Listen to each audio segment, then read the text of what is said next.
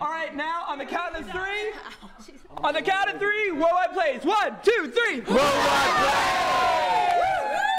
Listen to each other, support each other, help each other out. I've been visiting my mom a lot lately.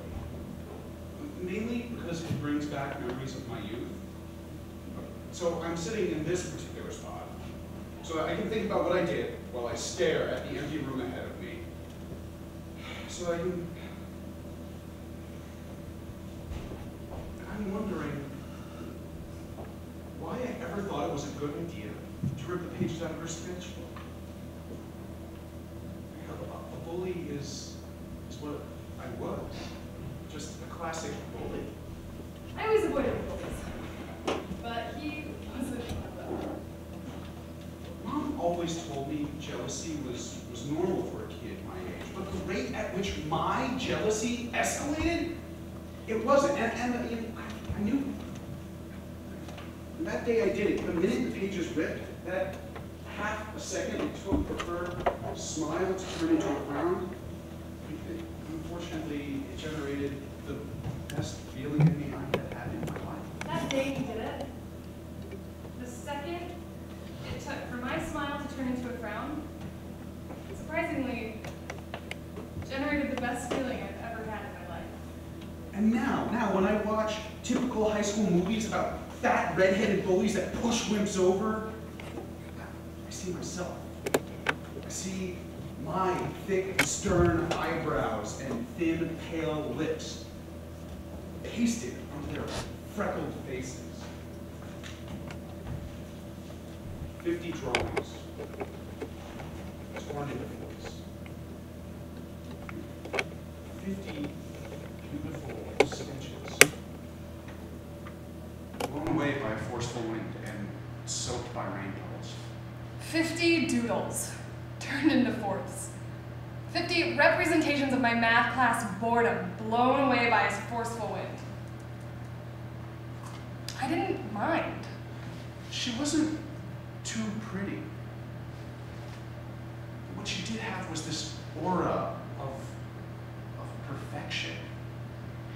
She was the only one in class that sat straight up in her seat and raised her hand high while making sure to keep her eyes on the teacher. And the rest of us just slouched and groaned. I always sat straight up and looked straight at the teacher, when all I was really doing was thinking about her. And when he looked over at me, I locked eyes on the teacher just so he would never know that I looked at him. Now, I wonder why those petty things bothered me so much. I can't remember anything that happened in high school. I should, because I'm only 43, but now I have come to this awful realization that nothing did happen.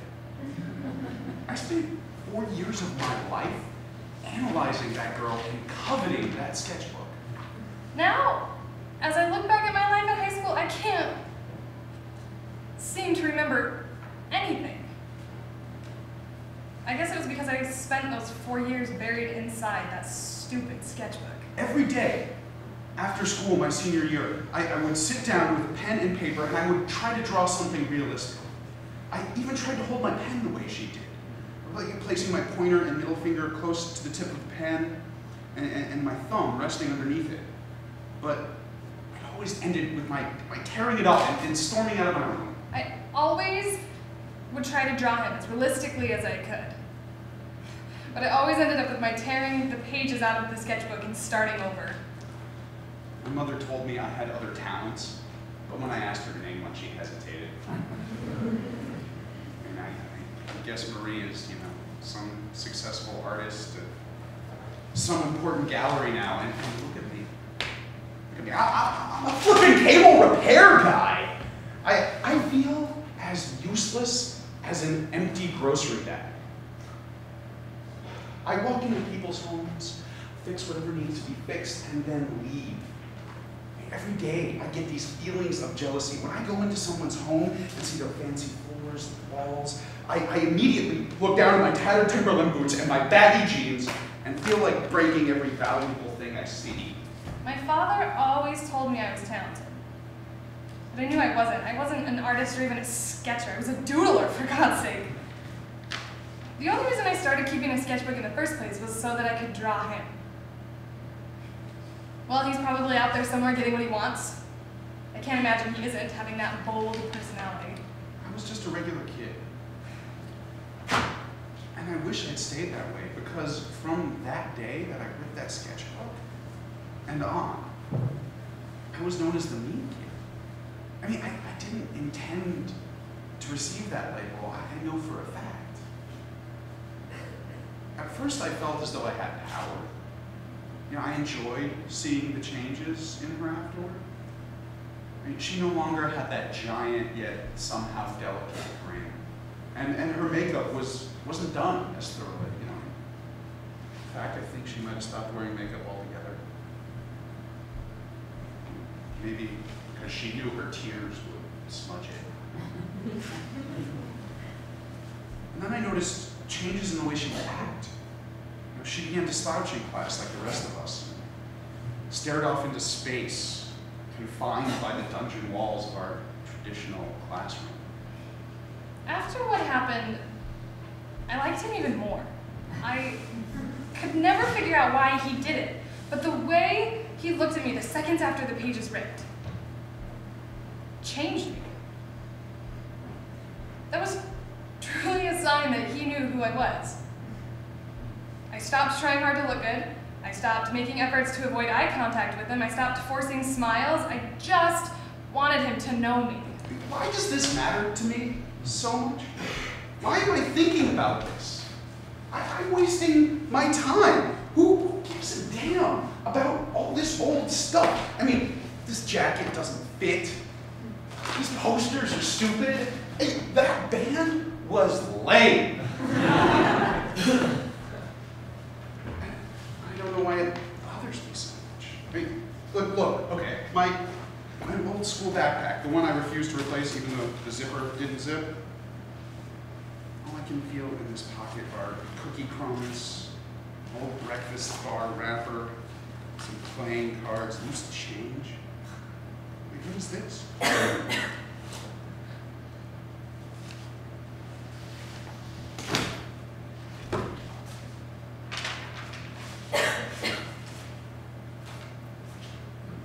They create a picture, but what is it? Well, it's a boy. It's definitely a boy. He's wearing baggy jeans and a Jets t-shirt. I know for a fact I didn't draw this. Wait. This one says by Marie. Wait. This drawing is of me? Huh. These crinkled scraps, they make a drawing of me. And not just any portrait, but one I ripped up, drawn by that girl.